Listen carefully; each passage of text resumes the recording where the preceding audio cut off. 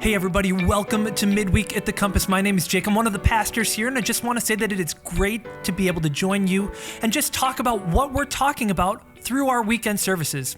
Right now, we're in the sermon series, and I feel like I have to say it every time because I love it. Who do you think you are? I don't know if that's the way we're actually going to be saying it, but that's the way I say it every time in my head. And we just wrapped up a week where we talked about that we are Christ's ambassadors. And specifically, we see a verse out of 2 Corinthians chapter 5, verse 20, where it says, "We are therefore Christ's ambassadors, as though God were making his appeal through us. We implore you on Christ's behalf, be reconciled to God." Ultimately, that verse really captures a faith priority for us here at the Compass Church. If you've never heard us talk about 4 priorities, it's pursue, connect, serve. But what we want to talk about mostly today is reaching your neighbors, because that's a daunting sounding conversation. But it doesn't have to be. And that's why I'm excited to just start breaking it down and hear some stories about how people are reaching their neighbors, or maybe some tools that you could use to be able to do the exact same thing. And I'm joined by my friend, our South Naperville Campus Pastor, Jon Kalvig. Jon, what's going on? Hey, brother. Good to be here. I appreciate you taking the time to do this. That's good. All right, so let's just jump in, because I know this has been like a passion area for you in terms of reaching your neighbor. Yeah. I wonder if you could just start us at the beginning of how did that come about? Yeah, that's good. I love you just mentioned the word, Jake, daunting. And I think that's because we set these expectations that as Christians, like, God, you probably want us to like go this full path, right? You want us to like befriend the lost person, then like get him saved and get him discipled. And sometimes we like build this up in our minds, and we're like, yeah, that is daunting. Like the expectations of that might not be aligned with even what God is desiring for us. Maybe he just says, hey, you know what? I want you to plant a seed right now. I want you to water that seed right now, you know, and so maybe just even for our friends here is just right-size expectations and say, hey, just be faithful in that one moment. And you know, for me, you know, there was a friend across the hall from me. It was actually in my dorm in college. And his name was Travis, and Travis was faithful in that. I don't think he had these expectations that I'm on this grand mission, but he was my neighbor. You know, he was like right across the hall, and he just befriended me. And he invited me to this retreat to attend. I was not a believer. I had a religious upbringing, but I was not a born-again follower of Jesus. And so he locked in on something there, and he's like, yeah, why don't you come back early? I love how he said that. Like, come back early from winter break. It's so long. Right? You don't want to be home. And I'm like, all right, let's just do it. So he talked you into cutting your vacation short and coming back. Basically did, yes. Yeah, and he said this is 1910 retreat. And I knew he was a Christian, right? But he wasn't like in-your-face Christian. I think it's even good for us to know as reach your neighbors. Like, don't be awkward. Just be normal and find your connect. And Travis found his connection with me, like what we had in common. But he invited me to a 1910 retreat. And I was sure that it had something to do with the year 1910. I would think so. Reason to believe, right? Yeah. Turns out, no, that wasn't the case. It was actually an evangelism training like retreat, okay, for a Christian organization, or varsity. Well, of course, I didn't know that going into it. I'm like, oh, I don't know, this sounds cool, hang out with people and whatever. So I went, and they're training Christians on how do you share the gospel, how do you become ambassadors of the good news. And I'm listening to this and like, oh my goodness, I need to know that good news. And so at that point, I received Jesus as my Savior and completely changed my life at the age of 19. But it also ingrained in me this sense of who's my neighbor? Who, you know, I had a roommate at the time, I wasn't saved, and there's people in my proximity. And I just felt this sense of just be faithful with those people. Yeah. And so that was key. And so kind of practicing that, of course, college is such an easy, people right in front of you. You interact on live. You can make easy connections, right? Oh, yeah. I mean, I was an RA in college, and my one rule, I don't think it would fly anymore, but my rule for all of them in a freshman dorm was if you are home and in your room, just leave your door open. Yes. Like, it was just such an easy way to foster community, because you're stuck together anyways. So might as well make the most of it. That's so good. I also learned that, oddly enough, in college, and then I put that into practice as a young adult, and leave my blinds open. And when I had a condo post-college, that turned out to backfire a little bit when I'm like playing the Wii and I was doing all this stuff. I'm like, okay, maybe a little embarrassing, but it's true. It's a little bit of just like open yourself up, allow people to see you in your real state. I think that speaks volumes when you think about even reaching your neighbor, right? Yeah. So let's fast forward it just even slightly there. So you've come to faith because a neighbor reached out to you, and that kind of maybe was at least a small spark for your neighboring passion here. Yeah. But what else was there? I know you and I were talking that there's something else that was kind of a linchpin moment or book or event, and I was wondering if you could maybe just walk through a little of that. Yeah, so I mean, I guess God birthed in me this sense of like just care for lost people. People are far from God, and just be active, be attentive to them, have that conversation with the barista, with your hairstylist, those simple things. But then I read a book, The Art of Neighboring, and this probably goes back maybe 8 years ago or so, Jake, where this book was introduced to me. I read it. It's very, very easy to consume, very easy to say, man, I can do this. But really it showed me that we are all missionaries. We're all on mission, and our neighborhood is our best mission field. And I think, part of it is like Jesus said, wants to send everyone out to live out the Great Commission, to love people well. And we all have a neighborhood, right? We all have neighbors, and there's something about connecting with people in your neighborhood that allows you to minister to them uniquely. For instance, if you are, your neighborhood sometimes determines your income level or interest things, so you have some of that where you can connect a little bit better with people on socioeconomic lines in some ways.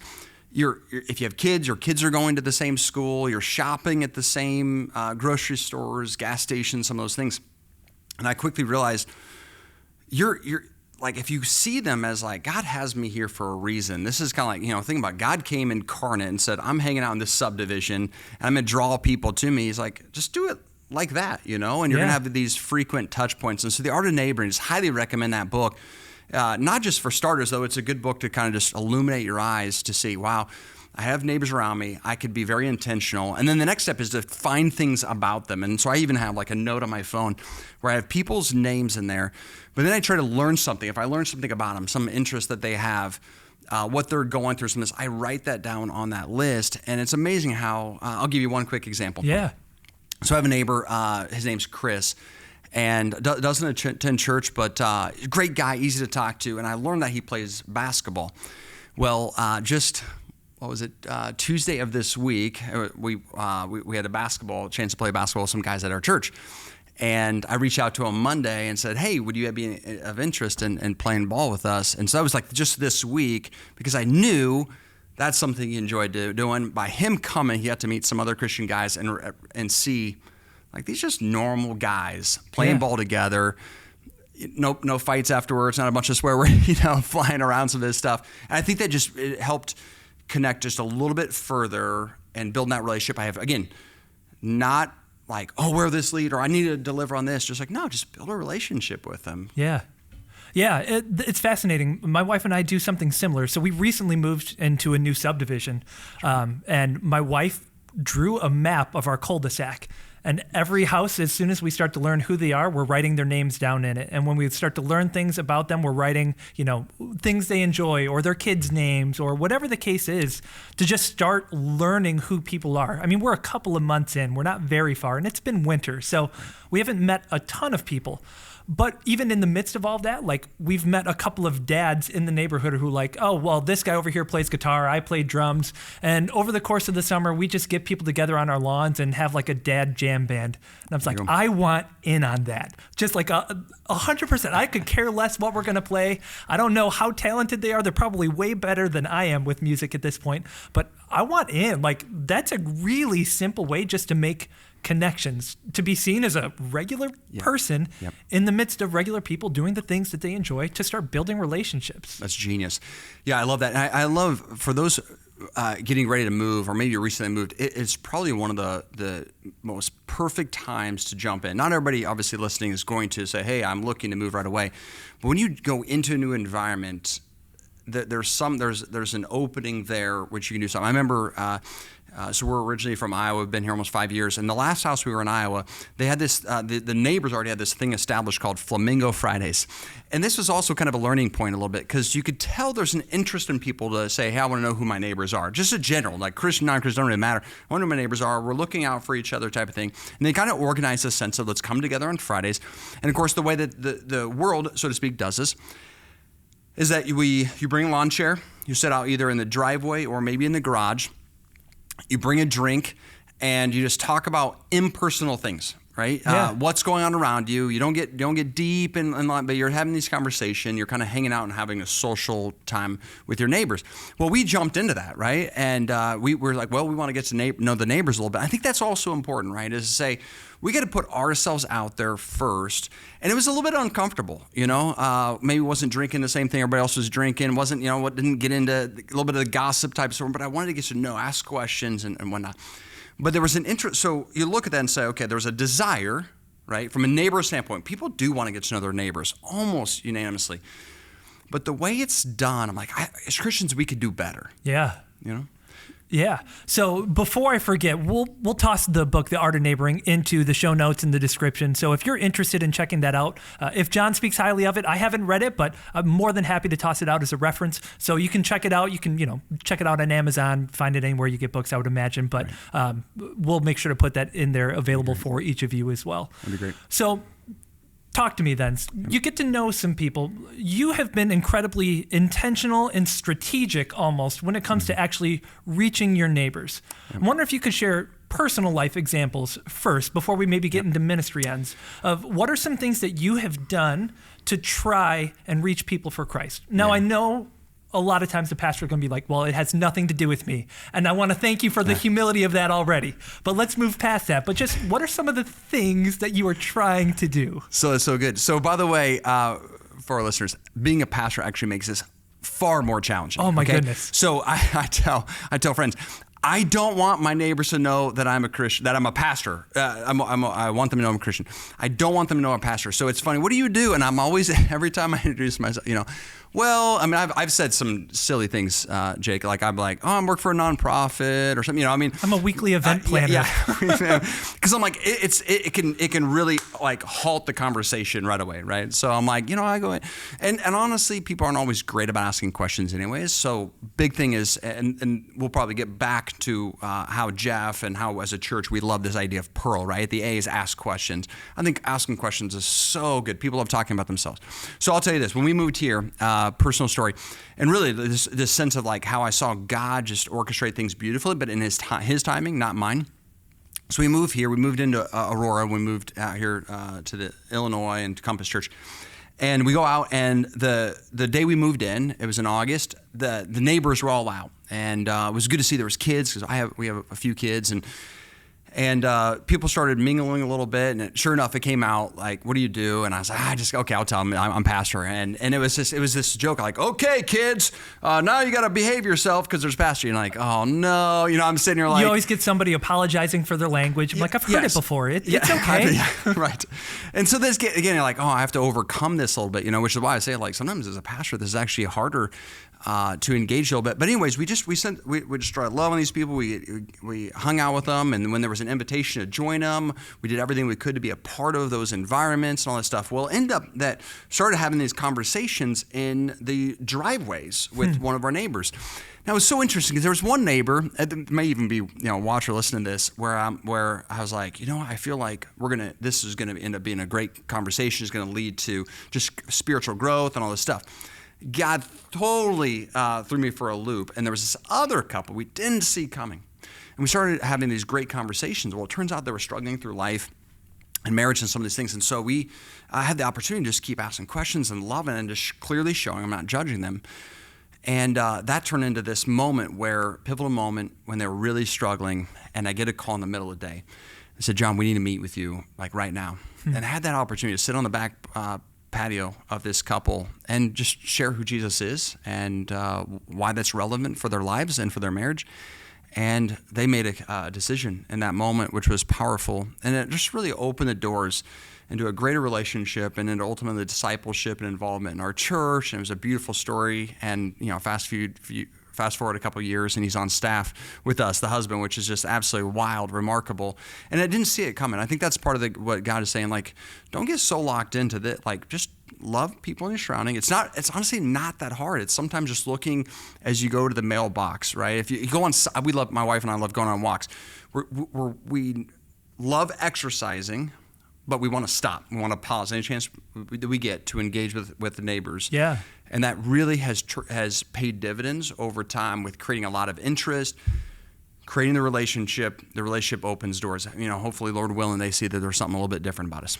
Awesome. So if I were to ask you a question of what is the single greatest tool that you have in your toolbox for reaching your neighbors and your friends, how would you answer a question like that? Yeah, that's a great question, Jake. First of all, I think that our house is our greatest evangelistic tool. Your house? The house, okay. Yeah. I'm a full believer in the Bible and other resources and all that stuff, and I think that the house is the biggest thing. And here's why. I would love for people to be a part of our church. We have a healthy church. They're going to grow. They're disciple. They're going to get fed. They're going to create relationships. But if I ask 10 of my neighbors, hey, do you want to go to church with me? Probably on average, you get 1, 2 that might say, yeah, we'd be open to that. We'll see when that happens. But we'd be open to that. The other ones probably will shut you off. If you're like, hey, do you want to come over sometime? Almost always. We've almost always had. It may not be that very week, but no one that I can think of has ever turned us down. Yeah. So then we get them in the house. I think that's the biggest thing is for everybody is just utilize your home. Whether you live in an apartment or a mansion or anything in between, like your home is your greatest evangelistic tool, because it's where relationships happen. Most people, and there's studies that have been done on this, Christian studies, most people won't want to know about your God until they've gotten to trust you. Yeah. You know what I mean? And Yep. say, this person's legit, and I'm seeing it the way it's playing out in their life. And getting them in your house. I just love when people come over to my house, Jake, because what they're seeing with the artwork, right? They're seeing a Bible phrase here or there. They're seeing how we interact with our kids, right? Our kids are just like any other kids, they're doing stuff. You're like, oh, you really, And Wait, your kids do that? Yeah. Mine don't. Well, No, I'm kidding. I'm just giving facade here, really, at the end of the day. No, and so it's like, how do we discipline them? How do we talk to them in that moment? What do we ask them to do? But it also gives you a chance to serve them. Hey, can I get you anything? And so getting them in your house is, I think, really maybe the first real goal. Develop a relationship and then try to get them into your home and have a little bit, you'll have a deeper connection, and then just ask questions, lean into their story a little bit. Yeah, that's the Pearl strategy in a nutshell, right? You're praying for them to begin with, but you invite them to eat. That's the E. The A is to ask them questions, and ask them questions first, and then actually listen to their responses. And don't jump in with your own story right away. That's kind of the next step. The R is reveal your story. I guess we'll finish it off and say L is love them tangibly. But your passion for neighboring isn't just something that's stuck with you and your family. I have seen it from my chair for as long as I've been here, that it's also bled into your church and campus. So South Naperville is very intentional about neighboring, and you just call it that. What are some things that you've done that you've seen kind of build out from just this passion of you that is now bled out into your church? Yeah, I'd love to share a few different things that I think have that really have taken a hold from people in our church, which shows you're like, no matter where you're at in your faith, you can do things like this. So we talked earlier about when people move into the neighborhood, right? I would just encourage, look around. That U-Haul truck is going to get pulled in. Take note of that. Maybe you go there at that moment. Maybe you wait a couple more days, but look at that address. My wife recently found a family on our subdivision page on Facebook, and they saw someone saying, hey, we're moving the neighborhood. I have this grade kid. And my wife noticed we had a kid in that grade as well, reached out through Facebook, connected and whatnot. But the new moving in, I think, is a really key thing. In fact, one of the things that we have here as a church that we give away is kind of this new neighbor starter bag. Okay. So what are some of the things that are in it? So first of all, I think the most important thing is this this kind of welcome to the neighborhood. It says hello, contact information. You write a little note down and then give your information. And some might say, I don't feel comfortable doing that. That's fine. Just do your name. Maybe you say, hey, we live at this address as well. And then things to know, places to eat, things to do, and offer referrals. So it's really just like, that's the basics of the neighborhood for somebody that's new, of I don't know where anything even is. Correct. It's new, and one of the things we purposely did. Now again, ultimately, I want people to know who Jesus is, that he died for their sins. You can have a relationship with God through that gift, that free gift of salvation. Yes, but we've intentionally, and I'm very particular in this, we don't have a bunch of spiritual things on this, right? We don't bombard them with Compass Church items, because we want them to be the ambassadors, right? Yeah. We want them. It's ultimately about, we want to form a relationship with our person in our church with their neighbor, and as they get to know that, it slides through there. So one of the things they do is, and we've done this to new neighbors as well. It would be like, one of the things we'll put on here is like, attend this church, but it's one line amongst like my favorite restaurants and other things we like to do and all that stuff, right? Like recommendations. Here's a dentist or a doctor or something that's in the area, but it also says in there, so you're dropping a hint if someone might pick up on that, right? So we have that. It's a great way to. They always circle back around. They're thankful. They send you a thank you card type of thing. But then we have a few other items like a wash rag type of thing for the kitchen. We do some coffee. We have Skinny Pop, not assuming that they're overweight, but gluten-free people these days, some notepad and all that stuff. So it's very tangible. Sometimes we say, hey, it's a starter bag. Yeah. Bake cookies, bake something, put some of that stuff. But we have these available. And to make that first step typically really opens the door to conversation. The guy I told you about played basketball. Yeah. They moved in. We gave them a bag. We've talked to them a little bit on walks and all that stuff, and it's really beginning to make this stronger connection. So yeah, that's one thing. I love that. And I want to talk just the social media end, and I'll do that from my seat a little bit because I'm the online guy. I feel like I get to. Social media has a really bad rap, and for really good reasons at times. But you can do the same sort of thing of finding neighbors on Twitter as an example. Like if you just go into the Twitter search feature and type in the word moving day, and you go up to the top right-hand corner, you can click a button and then it'll say, only show me this word or this hashtag in my area. And it puts like a geofence around your specific location. So you can use that to find people that are moving into near proximity to you. You can do that for any sort of thing. Like if you want to look up people who need prayer or are struggling with anxiety, like that concept works. The other thing is what you already mentioned is Facebook groups. There is nothing wrong with joining a community Facebook group. It's a really good way to be able to answer questions. You don't have to over spiritualize your answers, but people need tangible help. And if you're active and you interact and you realize, oh, hey, this person is looking for a U-Haul, or they're trying to find, who can nanny my kids? Oh, wait, I have a great person who nannies kids. It just so happens they go to my church. Right. And then we start a conversation that way. Those are just really simple things too that you can do the same kind of concept with. Yep. I think this is much more concrete, a lot better in a lot of ways, but it's just different ways to start conversations. Right. Keep your eyes open. Yep. Yep. That's wonderful. Genius, even to do that. A lot of opportunities out there. I'll show you another thing, and this was COVID produced this opportunity for us to do this, where the old idea of ding dong ditch, and so we stole that and kind of tweaked it for a reach your neighbor. When everything was kind of on lockdown, we decided to maybe you found a game or some activity that people could do, and you went to your neighbors. Ding dong ditch, ring the doorbell and run away. So of course, as families, the kids just absolutely love this. We actually did it. We did it at Easter a couple of years ago as well, where people package Easter eggs. They put them in people's yard, in a neighbor's yard, rang the doorbell and head out, and then had a note, saying, "Hey, find these Easter eggs." And inside of one of those was an actual invitation to Easter service. Oh, that's fun. Which is pretty fun. So, Ding Dong Ditch, I think, is a great idea. We're constantly looking for little ways that we could do that. We did also with a pumpkin. So we encouraged people. We actually had these available in our atrium a little over a year ago. And they took a pumpkin and wrote words on it or phrases and stuff, those things, and then set it on their neighbor's front step. And again, what you're really looking for is connection points, right? Like, hey, we're kind of like, hey, we're here. We still are interested in a relationship.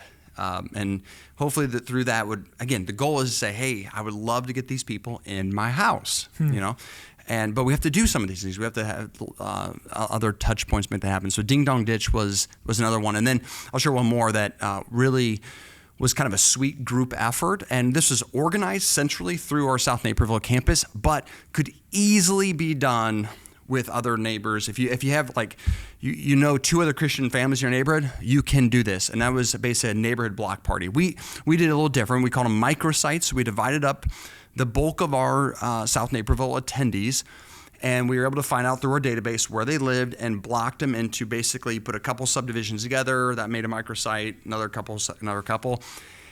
Then we got a block party trailer with a couple inflatables and yard games, stereo, portable stereo, music player. And then we just went around to different parks in the area with invitations. Hey, come out, bring your dog for about this, and come and hang out. And it was such a beautiful thing because people came out. It was non-threatening, right? It was so easy, like a free activity. I mean, how do you pass this up? And then they were meeting other neighbors as well. And again, it's the idea of starting a relationship, making it very easy to move to it, like, have them over your house or just get to know them on a more personal level. Yeah, I love that every single one of these things that you're talking about is just easing somebody into a relationship as opposed to just starting with, even starting with, hey, you want to come to church with me? That's going to turn a lot of people off anymore, unfortunately. But asking somebody over to your home or giving them a gift or just like small touch points to start to ultimately build a relationship to, God willing, grow into the points where we're having faith-based conversations or we can talk about the hope that we have in the midst of hard times or whatever your personal story is. It starts small in almost all of these circumstances you're saying, and then it just kind of grows from there. Yep. And that's where, with our priority being reach your neighbor, again, that's where we're striving towards. But I think for some to say, hey, the goal is just to know your neighbor, and I love, I've once used this in context of, do you love your neighbor? And like, how do you love someone you don't know? And so I think that's just the beginning step is say, just get to know these people. And for those that are seeking, those are curious, and maybe it won't be again on our timing, but then, that there was that person, there was that couple who really, they were genuine. They were authentic. You could tell they cared. And when the time comes, you might be the person that they're reaching out to. And that happened, like I said, with one of our neighbors that we moved here to Aurora, is they maybe didn't have anyone else that they felt like were, that genuinely cared. And so when it came time to we're a little bit desperate for help, kind of to our surprise, we were the ones that they call. And I think that's going to happen more and more by just putting ourselves out there. So don't just reach your neighbor, start with just know your neighbor. Yeah. And let them know you. Let them know the good and the bad. Oh, that is a huge aspect that I think a lot of times we take for granted. We want to get to know people and be the one to ask all the questions so we can provide the answers, but there's no realness because there's no reciprocation of that. You feel like you know people, but nobody knows you, and that's a recipe for disaster as well. Yep. So ultimately, let's leave this kind of open-ended. Just maybe last thoughts from you. How would you encourage people to start? What would you ask them to look towards? Pieces of advice. I know we've kind of scattered those throughout, but you can take any of those angles. You can take any other angle you would like, but just kind of generally speaking, let's start to put a bow on this reach your neighbor conversation. Yeah, it'd be great. I mean, if you're married, obviously talk together, try to, pray through this and say, hey, you have to be on the same page, again, especially in your home. I think that's just the ideal. And be on mission together, even as a family. We used to do, I'll mention this real quick, we did these things called Radical Mondays, where we would brainstorm someone that we knew that maybe something was going on or just that came to our mind or came to one of our kids' mind, that we go do something really small for them. And we go buy something for $5 and go drop it off or something. So I think just trying to get into that pattern, like as a family or as a couple, if you're married, engage in this together, especially when it comes to in your house. But let me just say a couple things as far as I think I want to reiterate that I think the strategy that Jesus has for us, you saw how many times he's around tables, how many times he invited himself to people's houses or let's get together in a living room. That was so common to his ministry. And I think it's supposed to be too central to ours as well. You think things like we've learned that dinners can be challenging. And so we steer more away from that, more in recent, and this is even last just year or two, we've moved to more desserts rather than dinners.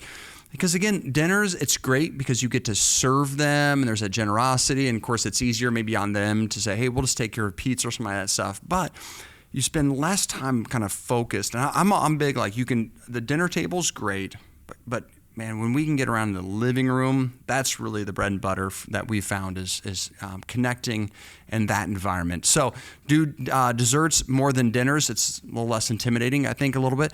The other thing is, this is a principle we learned here in our current neighborhood. where we had a couple over from our church and just showing hospitality to them, building a friendship. And then kind of late in the game, we thought, oh, these other neighbors, we've started connecting to a little bit. We think they would connect with this couple. So we invited them. Sure enough, they said yes. Okay, they came over.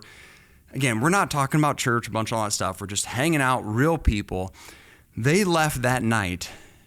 The wife texted my wife and said, we want to go to your church tomorrow. We never even invited them, right? They invited themselves. And it really taught us this principle that we every time, when you have a neighbor over, when you have a coworker, when you have someone, kind of an unchurched person, invite one church person as well that you think might connect with them. And when doing this, we've actually found that in some cases those become closer friends than we become with this, and it doesn't have to be just a neighbor. Like I said, it could be someone that, hey, my son's baseball team, we invited their parents, their family over. We invited another family that really loves baseball. All of a sudden they're connecting and these things are happening, right? So that's, I think, a strategic tool.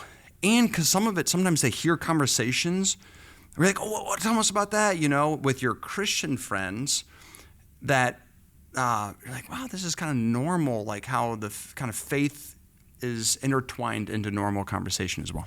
Interesting. So intentionally inviting somebody who doesn't know Jesus with somebody who that they might click with who does, and having it be more of a party instead of just like a one-off family coming over kind of thing. Yes, yeah. I think that's fascinating. Stacks the deck in your favor a little bit too. Share the load a little bit too. Yeah.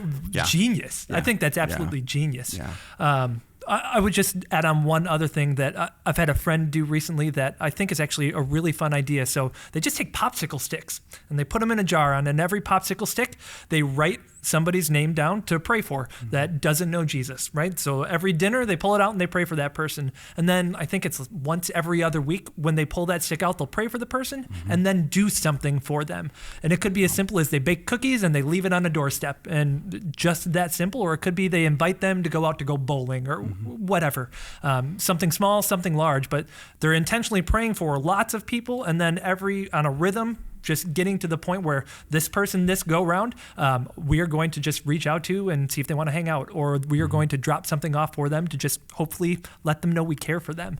Yep. I thought that was also just another kind of fascinating, really easy relationship building strategy that I think I might even try to start pulling together. It's just simple and it's good. It is. It's and it encompasses everybody. We have a family at South Naperville who does the same thing. They have popsicle sticks. They pray for these people, and then you're just kind of that whole radical Mondays idea that I was sharing. It's just that, it's like, it has to be really easy, right? Yeah. If we try to make it, this got to be this like incredible, groundbreaking. Like, no, just something super simple.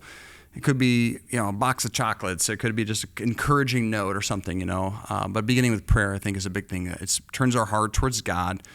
God loves them. This is important to Him. Therefore, it has to be important to us. And one more thought, too, that I have in this. It's don't be afraid of the awkward, right? Like, we're more outgoing, extroverts a little bit, we're willing to take that initiative with people.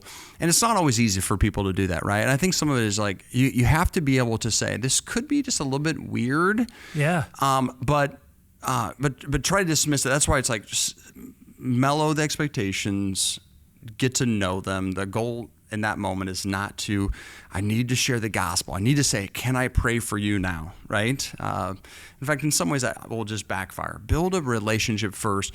But there's going to be moments, and we've had a couple, where it's like, well, that didn't go so hot, and that's okay. And we'll just have to rethink how we continue to build a connection with them. Yeah, I mean, God's command to us is for us to love people, not to make them love God. Yes. That's a work that only He can do. But we can be intentional with how we try and love people. Yep. And I appreciate you taking the time to have this conversation. I think it's really practical, right? And we've said it over and over again here, but we have it in our mind a lot of times that to be able to reach your neighbor, you have to be a theologian or like the best evangelical person in the world, or know everything there is to know about Scripture.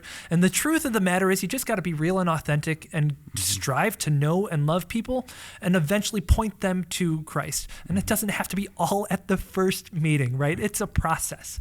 So honestly, Jon, thank you for the time to doing this. Yeah, thank you for just the intentionality that you're using and reaching people for Christ, and seeing that bleed into your congregation in the best possible ways has just been really fun to hear those stories stories of, and I'm sure I'll have you back to hear more of those stories. I hope so. We'll keep them going, especially with, I'd love to brag on people at our church next time we get the chance to do this too, because it's taken off. I think there's just something in the water, if people get it. And that's what I love about our church as a whole, about the way that from Jeff and the rest of us, that we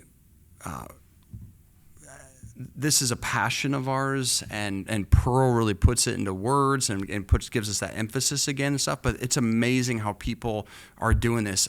Even just with the new South Naperville building, the number of people are coming in because they've connected with somebody through some activity or something doing. So it's not just neighbor; that's personal passion. I think that's where everyone can live on mission.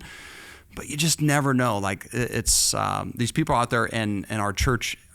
They're hungry. I think they're seeing I'm a part of something right now at the Compass Church that I want other people to be a part of too. And just so thankful for all the people of our church. One person, they moved to our Wheaton campus, organized a dog walk, and it was so fun. It was a kid and parents helped all this stuff. And I'm like, good for you, you know? So the creativity out there is pretty phenomenal. And hopefully, maybe even if people can share some of their stories or with us, because I think we want to continue to show stories that you guys are doing to engage your neighbors and how you're seeing God use you in your neighborhood. 100%. Any ideas that you all have had that have worked for reaching your neighbors, email them to online@thecompass.net, and we will pass them around to everybody on staff to say, hey, here's just another idea to use that's worked.